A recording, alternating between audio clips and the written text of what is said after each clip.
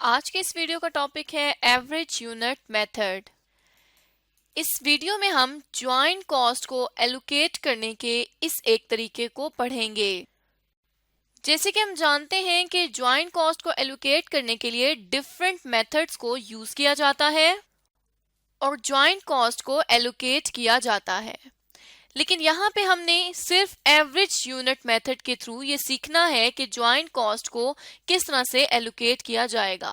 तो सबसे पहले अगर ज्वाइंट कॉस्ट की बात की जाए तो ये एक ऐसी कॉस्ट है कि जब एक सिंगल प्रोसेस से एक या एक से ज्यादा प्रोडक्ट बने, मतलब एक कॉम्बिनेशन ऑफ प्रोडक्ट एक प्रोसेस से बन रहे हों, तो उस प्रोसेस के ऊपर जितनी भी कॉस्ट लगती है उसे ज्वाइंट कॉस्ट कहा जाता है। अब अगर एवरेज यूनिट मेथड की बात की जाए तो एवरेज यूनिट मेथड एक ऐसा मेथड है जिसमें एवरेज यूनिट कॉस्ट की बेसिस पर ज्वाइंट प्रोडक्शन कॉस्ट को ज्वाइंट प्रोडक्ट्स को एलोकेट किया जाता है। अब जैसा यहाँ पे हमने बात की कि एक से ज्यादा जब प्रोडक्ट्स बनेंगी तो उन प्रोडक्ट्स को हम कहेंगे कि ये ज्वाइंट प्रोडक्ट्स हैं, और क्योंकि ये एक सिंगल प्रोसेस से बनेंगी, मतलब एक ही प्रोसेस में बहुत सारी प्रोडक्ट्स बन रही होंगी, इसलिए हम इस प्रोसेस को कहेंगे कि ये ज्वाइंट प्रोसेस है और इसके ऊपर आने वाला सारा खर्चा जो है वो ज्वाइंट प्रोडक्शन कॉस्ट है। तो जब भी ऑर्गेनाइजेशन एवरेज यूनिट कॉस्ट की बेसिस पर ज्वाइंट प्रोडक्शन कॉस्ट को ज्वाइंट प्रोडक्ट्स को एलोकेट करेगी या अपोर्शन करेगी तो इसे हम कहेंगे कि ये मेथड एवरेज यूनिट मेथड है। अब इसमें एवरेज यूनिट कॉस्ट होती क्या है और इसको कैलकुलेट क्या किया जाता है, इसको हम आगे जाके सीखेंगे।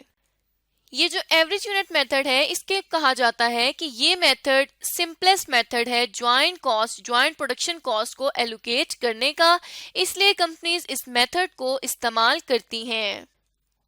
इसके अलावा अगर मजीद बात की जाए कि कंपनीज इस मेथड को क्यों इस्तेमाल करती हैं, तो जब कंपनीज ये देखती हैं कि उनके ज्वाइंट प्रोसेस में जो ज्वाइंट प्रोडक्ट्स हैं वो अगर ऑलमोस्ट सेम हैं, मतलब जिस तरह एक जैसी ही सारी प्रोडक्ट्स हैं, तो उसे हम कहेंगे कि उसको वहां पे कंपनी क्या करेगी, एवरेज यूनिट मेथड को कंसीडर करेगी, क्योंकि जब प्रोडक्ट सेम है तो उनके ऊपर एज्यूम किया जाता है कि कॉस्ट भी सेम ही लगेगी। या फिर कंपनी इस मेथड को तब इस्तेमाल करती है जब ज्वाइंट प्रोडक्ट्स जो हैं वो एक जैसे तो ना हो लेकिन वो काफी सिमिलर हो, मतलब उनके अंदर बहुत छोटा सा डिफरेंस हो, तब कंपनीज इस मेथड को इस्तेमाल करती हैं। जैसे कि अब अगर एग्जांपल की बात की जाए तो हम एज्यूम करते हैं एक कंपनी है लॉफ्टी एंटरप्राइजेस, और ये कंपनी जो है ये बर्तन बनाती है। अब अगर हम देखें तो ये शीशे के बर्तन बनाती है। इसमें कंपनी 3 तरह के प्रोडक्ट्स जो है वो बनाती है। लेट्स सपोज एक जो प्रोडक्ट बनाती है वो है कप्स, नेक्स्ट जो प्रोडक्ट बनाती है वो है ग्लास और देन जग। अगर हम देखें तो तीनों जो चीजें हैं वो अगर शीशे की हैं तो एक ही शीशा एक ही रॉ मटेरियल यूज हो रहा है, लेकिन कप की शेप जो है वो थोड़ी डिफरेंट होगी, ग्लास की शेप थोड़ी डिफरेंट होगी और जग की शेप इन दोनों से थोड़ी सी मुख्तलिफ होगी। तो तीनों में मटेरियल एक जैसा लग रहा है और इनमें थोड़ा थोड़ा डिफरेंस है कि यहाँ थोड़े से डिफरेंस है, एक कप है, ग्लास है और जग है। अब यहाँ पे कंपनी क्या करेगी, यहाँ पे कंपनी एवरेज यूनिट मेथड को इस्तेमाल कर सकती है, लेकिन जरूरी ये भी है कि ये तीनों जो प्रोडक्ट्स हैं ये एक ही प्रोसेस में बन रहे हों। तो हम एज्यूम करते हैं कि ये तीनों प्रोडक्ट्स एक ही प्रोसेस में बन रहे हैं और उस प्रोसेस की, इस प्रोडक्शन की जो टोटल प्रोडक्शन कॉस्ट है, जो ज्वाइंट प्रोडक्शन कॉस्ट है, वो है 1 लाख रुपए। मतलब इस 1 लाख रुपए में कप का भी हिस्सा है, ग्लास का भी हिस्सा है और जग का भी हिस्सा है। अब इसके लिए हमें साथ में ये भी जानना जरूरी है कि अगर इतनी कॉस्ट लग रही है तो कप कितने बन रहे हैं, ग्लास कितने बन रहे हैं और जग कितने बन रहे हैं। तो उसके लिए हम यहाँ पर ज्वाइंट प्रोडक्शन यूनिट्स को देख लेंगे, और अगर हम बात करें तो हम एज्यूम करते हैं कि कप्स जो हैं वो 1000 बन रहे हैं, ग्लास जो है वो 1500 बन रहे हैं और जो जग है वो 2000 बन रहे हैं। तो इसका मतलब क्या हुआ कि ये जो 1 लाख रुपए हैं, इस 1 लाख रुपए ने डिस्ट्रीब्यूट होना है 1000 कप्स में, 1500 ग्लासेस में और 2000 जग्स में। मतलब ये जितनी भी प्रोडक्शन हुई है इनके जो टोटल यूनिट्स हैं जो कि बन जाएंगे 5500 यूनिट्स, इतने यूनिट्स में ये कॉस्ट जो है वो डिवाइड हो जाएगी। 1 लाख रुपए को हम इस टोटल प्रोडक्शन पर जब चार्ज करेंगे तो इसका मतलब ये होगा कि हम पर यूनिट कॉस्ट को कैलकुलेट करेंगे, एवरेज यूनिट कॉस्ट कैलकुलेट करेंगे और उसके बेसिस पर इन तमाम यूनिट्स को चार्ज कर दी जाएगी ज्वाइंट प्रोडक्शन कॉस्ट। तो यहाँ पे अब हमने ये देखना है कि हम एवरेज यूनिट कॉस्ट को किस तरह से कैलकुलेट कर सकते हैं।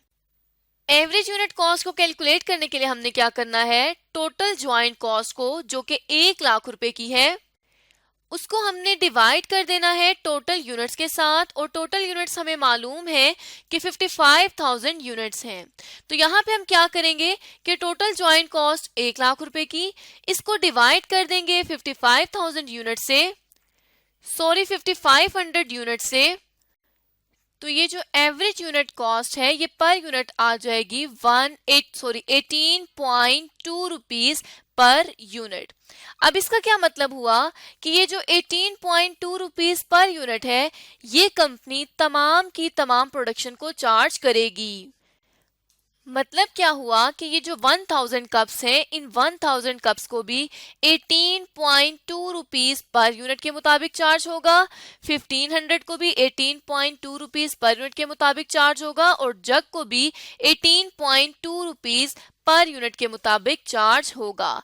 क्योंकि हमने बात की थी कि ये मेथड इस्तेमाल ही वहां पर किया जाता है जहां पर जो यूनिट्स हैं वो सिमिलर हों या थोड़ा सा डिफरेंस हो उनमें। तो हम यहाँ पर देख सकते हैं कि इनमें थोड़ा सा डिफरेंस है, इनकी शेप्स चेंज हैं, बाकी इनमें कोई भी डिफरेंस नहीं है। तो यहाँ पर कंपनी एवरेज यूनिट मेथड को इस्तेमाल करेगी। तो इस तरह से आज की इस वीडियो में हमने जान लिया कि कोई भी ऑर्गेनाइजेशन एवरेज यूनिट मेथड को किस तरह से यूज कर सकती है और कहां पर एवरेज यूनिट मेथड को इस्तेमाल किया जाता है और किस तरह से हम इसको यूज कर सकते हैं। आने वाली वीडियो में हम इसी से रिलेटेड एक छोटी सी प्रॉब्लम सॉल्व करेंगे।